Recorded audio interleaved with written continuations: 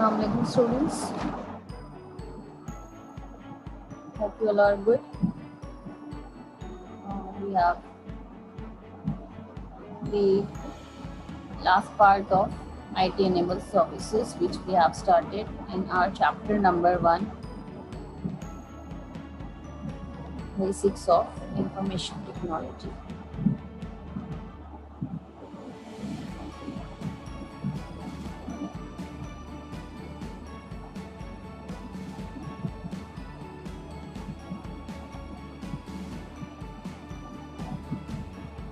Now, students, IT enabled services, in that we have completed 4 IT enabled services: call center, data center, medical transcriptionist, and e-publishing, that is electronic publishing.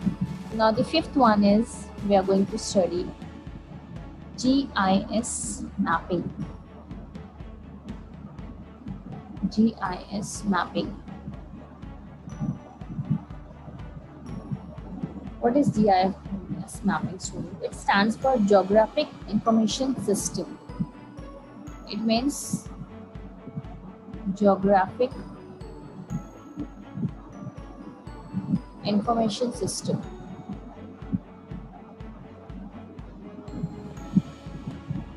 GIS. Now students, GIS mapping, by the name itself you can understand that Geographic Information System. Here it gives the view of the geographical features. Like Geographical Information System is a framework for gathering, managing and analyzing data. Getting, students? What does it mean?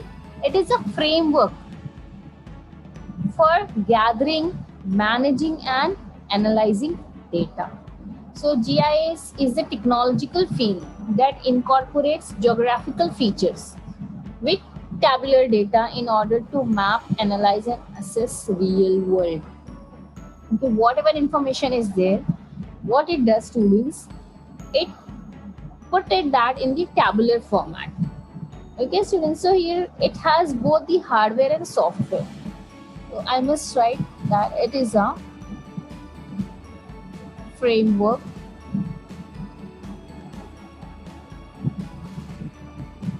for gathering,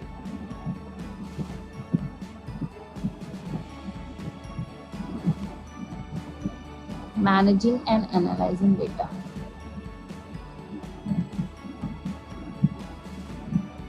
And analyzing data. Getting, students? So here it features with tabular data in order to map, analyze and assess the real world. For example, you can see a single map could include sites that produce pollution such as factories and sites that are sensitive to pollution such as wetlands and rivers. Such a map would help people to determine where water supplies are most at risk. So here, students, means by looking at this geographical information system, students, a person can easily identify that, because it shows, as I had said example, that it shows a map which has the site which produces pollution such as factories. At particular position, the location, the factories are more. So here the pollution will be more, and the sites which are sensitive to pollution such as wetlands and rivers, means all the pollution which is going to be absorbed by the wetlands, because many factories they throw out the chemicals. Okay, the drainage of their organization comprises of the chemicals which is harmful to the rivers and the wetlands. Okay, so here they are sensitive to pollution. So such a map would help people to determine where water supplies are more at risk, because if water gets polluted, if river gets polluted, that means the people drinking the water may be harmful to their health. So by using this GIS mapping, you can easily find out, you can easily analyze that where and which area you need which type of protective layers. so that you can just make that particular area or location less harmful or no harmful at all. Okay, we'll just see the GIS.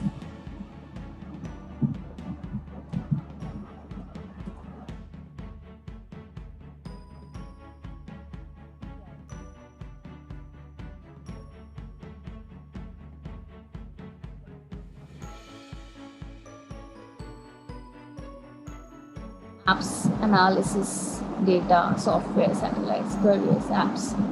This is GIS, Geographic Information System. In this way, you can easily find out. This is the real world, and this see the locations, land ownership, census, rivers, canals, emergency plans, terrain data, building plans, road network, CCTV coverage, everything is there in the GIS. So here a person can easily find out that where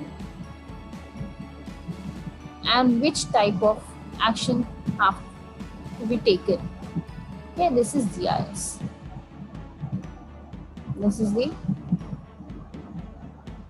map, we can say, Google Maps by GIS Cloud users. Cloud here means the server students. So this is your GIS mapping. Okay, so hope you've understood this GIS also. This is again the IT enabled service, which is also in demand, because with the help of this mapping, this will help the particular country as well to build or to have the protective measurements for that particular locality, area, or the city, or the state and the country. Okay, so this is GIS. So along with the geographical information system, the framework for gathering, managing and analyzing data. So hope you've understood this. Now we'll move on to the next IT enabled service. The next IT enabled service is what, students? Number 6 is your ERP, Enterprise Resource Planning. ERP stands for Enterprise Resource Planning.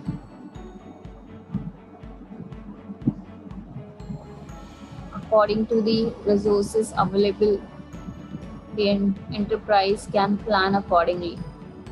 So it refers to the software and systems used to plan and manage all the core supply chain, manufacturing services, financial and other processes of an organization. So that is called as the ERP, Enterprise Resource Planning, because it has what? The software and system which is used to plan and manage all the core supply chain. Core supply chain means, students, all the means on which the system works. Manufacturing services, financial and other processes of an organization. So we'll just see ERP.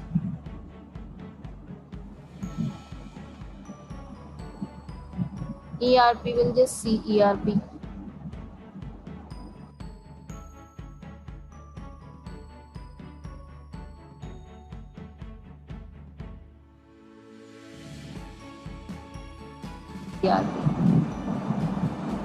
Now here, students, ERP, Enterprise Resource Planning. Just see. This is the dashboard. But we can say the home page where all the, we can say the menus are there, all the tabs are there, and through this we can just have the different access to different tabs. This is purchasing, manufacturing, finance, time in project, admins, how much time will be required for that particular project, distribution, CRM and sales, customer web portal. This is for the help for the customer, to help the customer. So this is the ERP. Basically it is applicable or implemented in the organization. Look here, inventory, financials, HRM, production, service, purchasing. So this is what, students, simple terms, students, how you are going to plan. how you're going to do a planning of your organization so that you can have the company or the organization can have more and more benefit and profit with the help of ERP system, that is enterprise resource planning system. Getting students, this is called as ERP.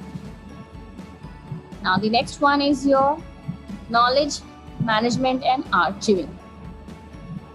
The number 7, knowledge management and archiving.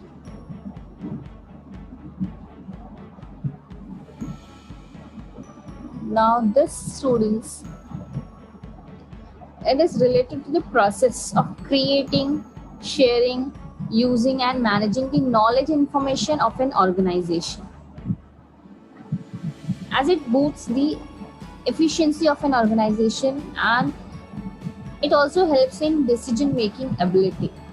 Okay, knowledge management and achieving, because this is again a very, we can say, the critical field, because all the process of creating, sharing, using and managing the knowledge information is done with the help of this knowledge management and archiving, and it also boosts the efficiency of an organization. Why? Because it also helps in making the decision and policy of the organization. That's why it is also helpful in decision making ability, knowledge management and archiving.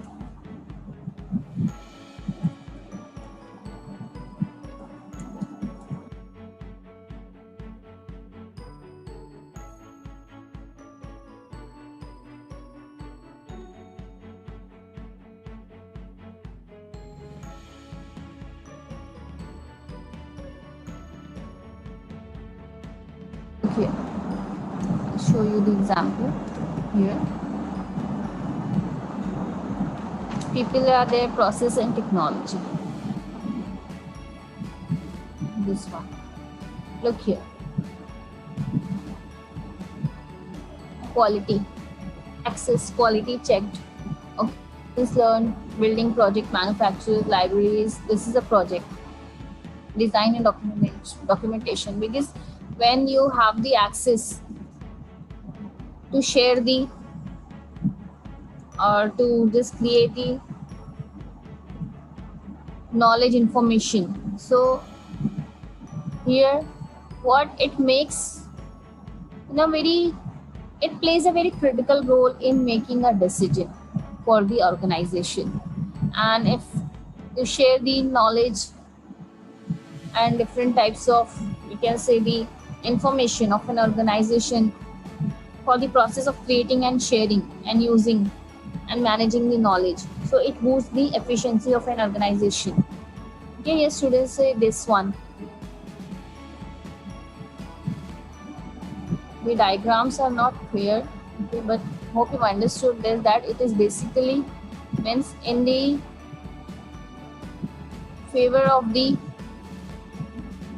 organization if they have the knowledge management and archiving. Getting students, so in this way we can have the different types of IT enabled services, which is nowadays in demand. Okay student, so here the people can have the scope in different types of IT enabled services, students, which are nowadays in very much demand.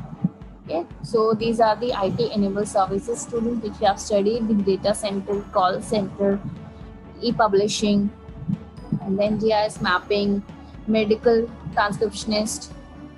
Then you have what? ERP, knowledge management and archiving. So here we have completed, students, the popular IT enabled services. So hope you understood this popular IT enabled services. IT enabled services, students, means what? The services which is